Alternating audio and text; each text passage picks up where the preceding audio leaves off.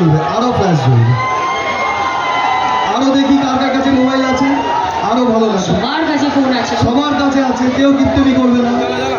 সবাই জ্বালিয়ে ফেলুক তো আস্তে আস্তে, দেখি আমি গানটা শুরু করার আগে স্টেজের লাইটগুলো অফ করে দাও।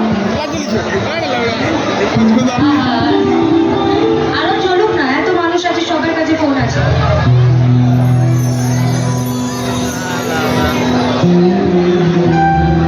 বাংলাদেশের ভীষণ জনপ্রিয় একজন সঙ্গীতশিল্পী আতিক আহমেদ হৃদয়ের দেওয়া, সে আজ আমাদের মধ্যে নেই, কিন্তু তার গানগুলো ভালোবেসে সারা জীবন আমাদের মধ্যে বেঁচে থাকে।